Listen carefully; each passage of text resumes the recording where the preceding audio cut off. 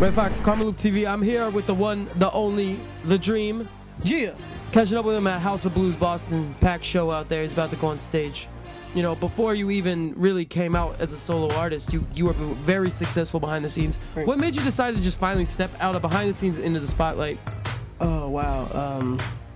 I just wanted to sell more things. I think it's hard for I think it's hard for songwriters and producers to sell things. You know, if they have ambition to do anything outside of music, you know, it's kind of hard when you don't have a face to associate a name with. So we have a new album, I guess. What rumor has it out in December, end of the year or something? Working on it. Yeah. Title still Love King. Love King. Yep.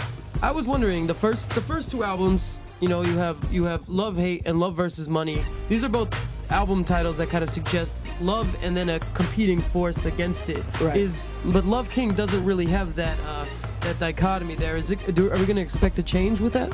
It's basically, I think adding King behind Love is some kind of way of seeing whether I conquered it or not, or whether we conquered it musically, you know, or not, in some kind of way, just spreading a certain type of blueprint over the 3 records, you know, that would be at that particular time. I don't know, I might throw a little extra title in up under it or something. One thing I really liked about all your albums is you never really had these like really kind of overly sweet or overly happy tracks. It almost is like mood music in its own particular way. Right. A lot of your albums, what kind of mind state are you in when you're writing these songs? Oh wow, it's like, you know, it's like writing movies. So it's like writing these many, you know, these 3-4 minute movies over the course of an album, and you just write a whole bunch of them. I think it's mood just because it comes directly from me. These are my thoughts, and these are things that I live with, or that I see, or that I like to talk about.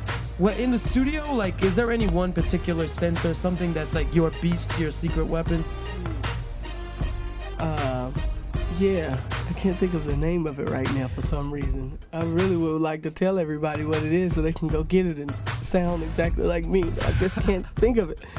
Yeah, there's this one keyboard that I'm just in love with. It's made me so many millions of dollars. I just love it. Of course, MPC 3000, it's the same beat machine which is old to death. I love it. You know, just regular stuff. Yeah. I'm not telling you nothing. Is there any music you're into that you listen to that people that might be a little bit under the radar, people don't really know about? A lot of classical. I think I listen to classical more than anything, especially when it comes to getting in the car. The people, they probably hear it in my music, they don't know exactly what it is. Right? It's something that's probably past where we would normally stop with R&B or hip-hop, and I just kind of keep going. Plus, I've been in the band since 3rd grade, so it kind of changes everything. Does that still work, like kind of like blasting classical with the windows down in terms of cruising for ladies? Or? No, it doesn't really. It works when the windows are up and the ladies in the car. It doesn't work when you have it down. No, you get liable to get shot at. If you could really just do any sort of creative project you ever wanted with a big budget, what would you do? You don't have to worry about selling records, nothing. What would you do? Right. I was just having a conversation the other day about creating this 60s type of, like, Frank Sinatra type of environment where a musical play, but on CD. And having the girl and guy go back and forth maybe about certain things in their day or whatever, and musically kind of started at record 1 and then keep it going from that particular point.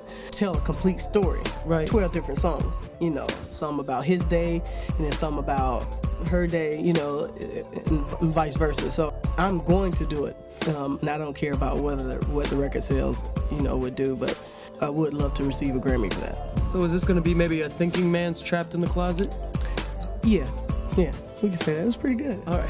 Thank you, The Dream. I guess you got a new album coming out? Yeah, well, I got a new album out right now, Love versus Money. Make sure you get that. And I have a new album coming out, I think November 24th, Love King, and the first single will be out in September. It's The American Dream. You know what time it is. You're checking in right here with KarmaloopTV. Keep it locked.